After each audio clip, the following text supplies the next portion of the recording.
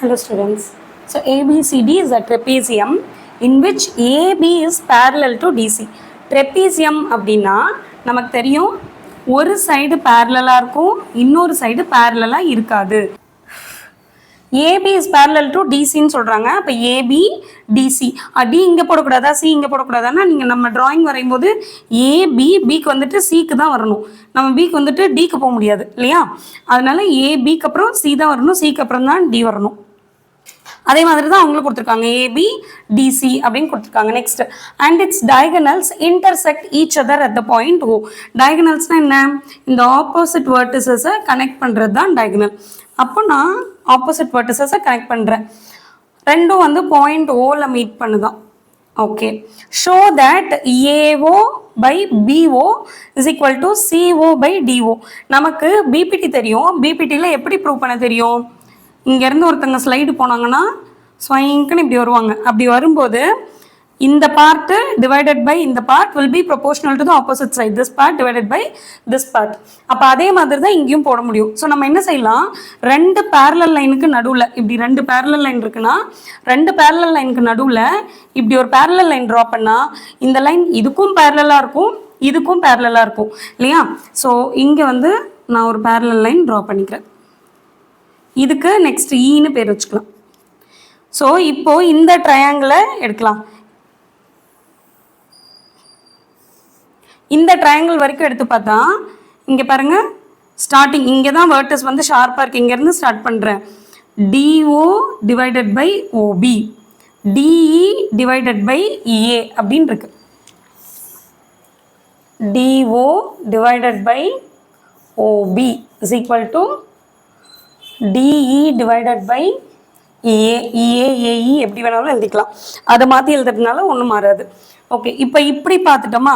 இதே மாதிரி ஆப்போசிட் சைட்லேருந்து பார்க்கலாம். இதை வெர்டிஸ் ஷார்ப்பான அந்த வெர்டிஸை வச்சுட்டு இந்த ட்ரையாங்கிள் எடுத்துக்கிட்டோம்னா கரெக்டாக நமக்கு இந்த இடத்துல கட் ஆகுது.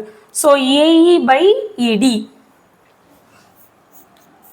AE by ED or D எல்லாத்தையும் ஒரே மாதிரி ஃபஸ்ட்டு ஆல்ஃபபெட்டிக்கல் ஆர்டரில் எழுதிக்கலாம். அப்போ இதையும் AEன்னு மாற்றி எழுதிக்கலாம். அதே மாதிரி இந்த side AO by OC, C1 எழுதிக்கிறேன். இதையும் B1 மாற்றி எழுதிக்கலாம். ஓகே, இப்போ பார்த்தோம்னா நமக்கு இங்கே இருக்க மாதிரி இங்கே கிடச்சிருக்கு, ஆனால் தலைகீழாக கிடச்சிருக்கு. ஆனால் இதை வந்து கம்பேர் பண்ணணும்னா என்ன செய்யணும்? இதை ரெசிப்ரோக்கல் பண்ணிட்டா இது கூட கம்பேர் பண்ண முடியும்ல.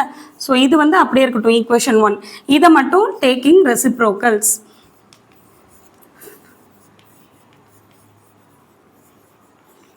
இதையும் தலைகீழாக எழுதுவோம், DE by AE. இதையும் தலைகீழாக எழுதுவோம், CO by AO. இப்போ இந்த சைடும் இதுவும் இதுவும் ஈக்குவலாக இருக்குது. இது ரெண்டும் சேம்னா இதுக்கு இது ஈக்குவல், இதுக்கு இது ஈக்குவல். அப்போ இதுவும் இதுவும் ஈக்குவலாக தானே இருக்க முடியும். கம்பேரிங் 1 and 2 அப்படின்னு எழுதி DO by BO is equal to CO by AO. ஆனால் நமக்கு AO by B1 கேட்டிருக்காங்க. இந்த AO இங்கே வரணும், CO by DO இந்த DO இங்கே வரணும். இங்கே மல்டிப்ளிகேஷனில் இருக்குது, நியூமரேட்டரில் இருக்குது. ஆப்போசிட் சைட் போனால் டினாமினேட்டர் ஆகும், அதே மாதிரி இது ஆப்போசிட் சைடில் வந்தால் நியூமரேட்டர் ஆகும்.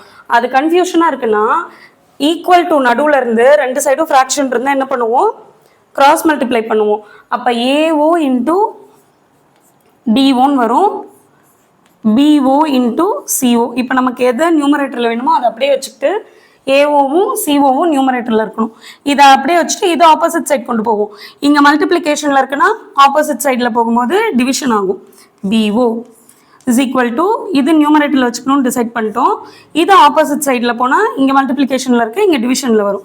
ஸோ DO அவ்வளோதான், ஹென்ஸ் ப்ரூவ்ட்.